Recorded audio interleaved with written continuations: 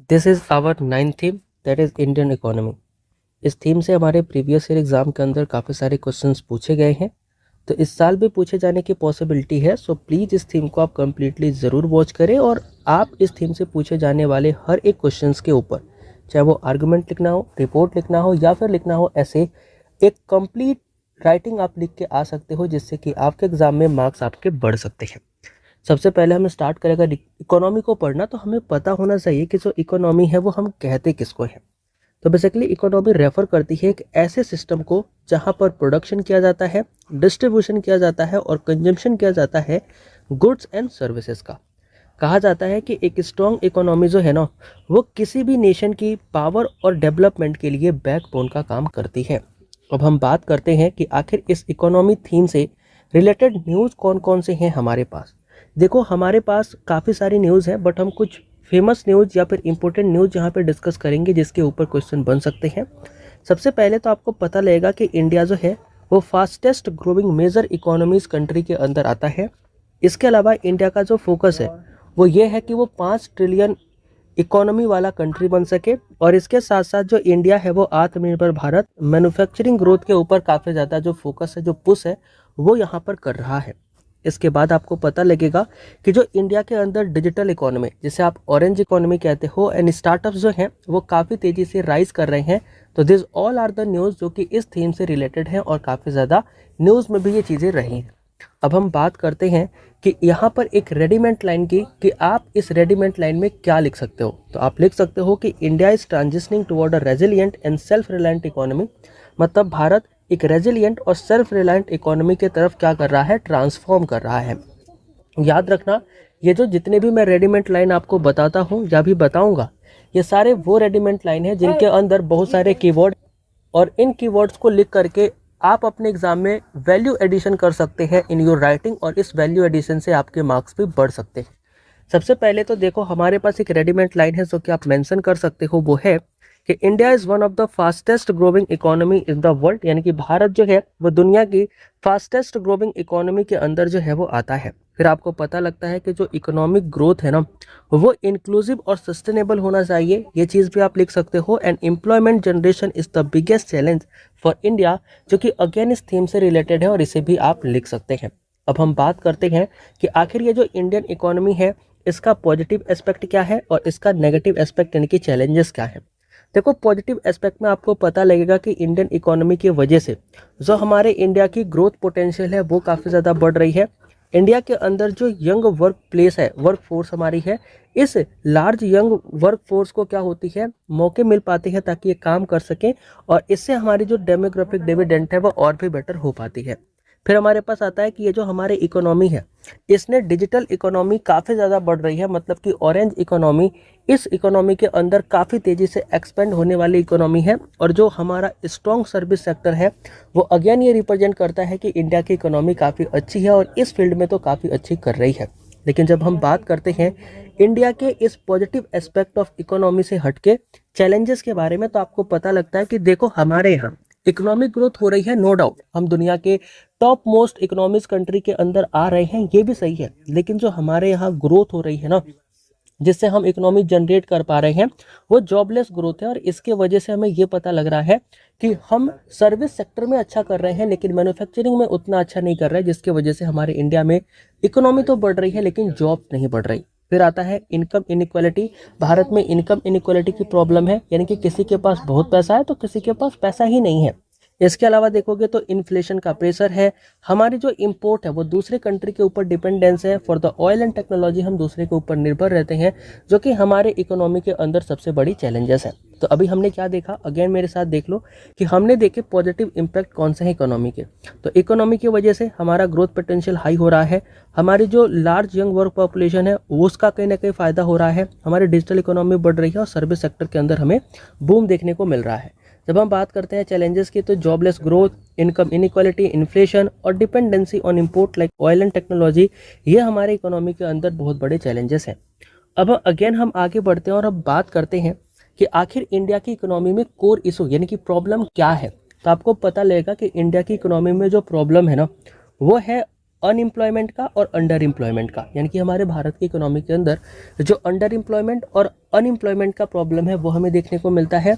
भारत के अंदर inflation and rising prices, again आप एग्जांपल दे सकते हो पेट्रोलियम एंड डीजल का, जहाँ पर क्या हो रहे हैं कि जो प्राइस राइज है वो हमें देखने को मिल रहा है। तो इस चीज़ की प्रॉब्लम हमारे इकोनॉमी के अंदर है, क्योंकि हम इम्पोर्ट के ऊपर डिपेंड करते हैं। फिर आती है कि भारत में इनकम इनइक्वालिटी है, कुछ लोग ज़्यादा पैसा कमाते हैं तो कुछ सेक्शन ऑफ सोसाइटी के जो लोग हैं वो पैसा बहुत कम कमाते हैं। अग्रेरियन डिस्ट्रेस और इसके साथ साथ जो हमारे इनफॉर्मल सेक्टर का डोमिनेंस है वो हमें हमारे इकोनॉमी के अंदर देखने को मिलता है, जिसके वजह से job security and job security के साथ साथ और भी बहुत सारी चीज़ें हमें देखने को नहीं मिलती है। अब हम बात करते हैं कि ये जो हमारी प्रॉब्लम है ना, इन प्रॉब्लम के रूट कॉजेस आखिर क्या हैं। तो इन प्रॉब्लम के जब रूट कॉजेस की हम बात करते हैं तो हमें पता लगता है कि यहाँ पर हमें इकोनॉमिक पॉइंट ऑफ व्यू से कुछ रूट कॉजेस दिखाई पड़ते हैं, जैसे कि स्ट्रक्चरल इम्बैलेंस। अब देखो भारत के अंदर जो हमारी इकोनॉमी है वो बोल सकते हो इम्बैलेंस है। इसका रीज़न क्या है? इसका रीज़न ये है कि कहीं पर अगर आप देखोगे तो बिहार का एग्जाम्पल ले लो, महाराष्ट्र का एग्जाम्पल ले लो, तो महाराष्ट्र के अंदर बहुत सारी फैक्ट्री लगी हैं, तो वहाँ पर लोगों को जॉब मिल जाती है, एम्प्लॉयमेंट मिल जाती है। लेकिन सेम अगर आप देखो बिहार के अंदर जहाँ पर वर्किंग पॉपुलेशन बहुत ज़्यादा है, लेकिन वहाँ पर कोई फैक्ट्री स्टैब्लिश नहीं हुई, कोई वहाँ पर कंपनी नहीं ओपन हुई, तो इसके वजह से लोगों को दूसरी जगह जाना पड़ता है काम करने के लिए, और वहाँ के लोगों को जॉब नहीं मिल पाती। तो इसका मतलब ये है कि जो स्ट्रक्चरल इम्बैलेंस है, मतलब कहीं पर फैक्ट्री लगी है, कहीं पर नहीं लगी है, इसके वजह से प्रॉब्लम हमें होती है। दूसरा है कि सोशल प्रॉब्लम, यानी कि हमारे लोगों के पास वो स्किल नहीं है जो कंपनी को रिक्वायर्ड है। फिर आती है पॉलिसी। पॉलिसी में यह है कि जो सरकार पॉलिसी लेकर के आती है वो उतनी अच्छी तरीके से इम्प्लीमेंट नहीं हो पाती। और इसके बाद ग्लोबल लेवल पर जब बात करोगे तो जो एक्सटर्नल शॉक्स हैं, जैसे कि ऑयल और रिसेशन, ऑयल हमारे पास है नहीं, रिसेशन जब बाजार में आ जाती है, ग्लोबल लेवल पर आ जाती है, तो इससे हमारी कंट्री भी क्या होती है, कहीं ना कहीं अफेक्ट होती है। इस चीज़ की वजह से हमारे कंट्री के अंदर ये जो कोर इशूज़ हमने देखे वो रहते हैं। अगेन यहाँ पर एक लाइन जो कि रेडीमेड लाइन है, आप लिख सकते हैं कॉजेस के अंदर, कि जो इकोनॉमिक चैलेंजेस है ना, ये हमारे डोमेस्टिक और ग्लोबल फैक्टर को क्या करते हैं, कहीं ना कहीं अराइज करते हैं, और इनकी वजह से हमारे डोमेस्टिक और ग्लोबल फैक्टर इकोनॉमिक चैलेंजेस की वजह से अराइज होती हैं। अब हम बात करते हैं कि आखिर अगर ये सब चीज़ें चैलेंजेस के अंदर हैं तो गवर्नमेंट ने ऐसा क्या इनिशिएटिव लिया ताकि इन चैलेंजेस को कर्व किया जा सके। तो बाय कर्विंग दिस इशूज, जहाँ पर आपको पता लगेगा कि गवर्नमेंट ने आत्मनिर्भर भारत अभियान जो है इस चीज़ को इम्प्लीमेंट किया, इस इनिशिएटिव को लेकर के आया। फिर आया मेक इन इंडिया स्कीम, जिसके अंदर हमने सेल्फ रिलायंट इंडिया की बात करी, हमने घर के अंदर ही मैन्युफैक्चरिंग करने की कोशिश करी। इंडिया ने जीएसटी यानी कि टैक्स रिफॉर्म लाने की कोशिश करी और इसको इम्प्लीमेंट भी किया, हालांकि जिसकी वजह से इनकम इनक्वालिटी कम हो सके। डिजिटल इंडिया यानी कि इकोनॉमिक डिजिटलाइजेशन हम लेकर के आ रहे हैं, जिससे कि ऑरेंज इकोनॉमी का और ज़्यादा हम यूज़ कर सकें। एंड स्टार्टअप इंडिया, जिसके अंदर हम नए नए इंटरप्रेन्योर्स को इनकरेज करते हैं तो स्टार्टअप एंड इनोवेशन प्रोग्राम। अब यहाँ पर हम और इस चीज़ को कैसे बेटर कर सकते हैं, तो आपको पता लगेगा कि अगर हमें अपने इंडियन इकोनॉमी को और बेटर करना है तो हम प्रमोट कर सकते हैं मैन्युफैक्चरिंग सेक्टर को, हम skill development and job creation को प्रमोट कर सकते हैं, हम कंट्रोल कर सकते हैं इन्फ्लेशन को और एमएसएमई को स्ट्रेंथन करके अपने इकोनॉमी को बढ़ा सकते हैं। अगर हम एक्सपोर्ट को बूस्ट कर दें और इंपोर्ट डिपेंडेंसी को रिड्यूस कर दें, जो कि इंडिया कर भी रही है बाय डिफरेंट इनिशिएटिव लाइक आत्मनिर्भर Bharat, skill India mission and और भी बहुत सारी चीज़ें like digital India mission, make in India mission. तो इन सब चीज़ों की वजह से जो एक्सपोर्ट है वो बढ़ेगा, इंपोर्ट कम होगा, तो इससे हम अपनी इकोनॉमी को और भी ज़्यादा अच्छा बना सकते हैं। अब हम बात करते हैं कि इस इकोनॉमी वाले टॉपिक से रिलेटेड हमारे पास डेटा क्या क्या है। तो आपको पता लगेगा कि इंडिया की जो जीडीपी ग्रोथ है, अगर रिसेंट ट्रेंड के अकॉर्डिंग देखें तो 6 से 7% रहती है। इंडिया जो है वो 5वीं सबसे बड़ी इकोनॉमी है दुनिया की। इन्फ्लेशन हमारे यहाँ 5 to 6% है। अनएम्प्लॉयमेंट रेट 7 to 8% है अप्रोक्सीमेटली ट्रेंड के हिसाब से। सर्विस सेक्टर में देखोगे तो लगभग 50% जीडीपी जो है सर्विस सेक्टर वो हमारी क्या करती है, कंट्रीब्यूट करती है।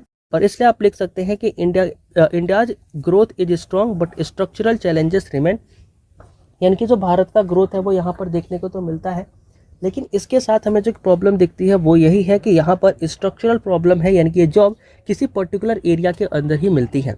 अब यहाँ पर आप कोट्स के अंदर क्या लिख सकते हो, तो देखो कोट्स के अंदर आप लिख सकते हो कि जो इकोनॉमिक ग्रोथ है ना, विदाउट इक्विटी इज मीनिंगलेस, यानी कि बिना किसी इक्विटी के चाहे आप कितने भी इकोनॉमिक ग्रोथ कर लो वो मीनिंगलेस ही रहेगा।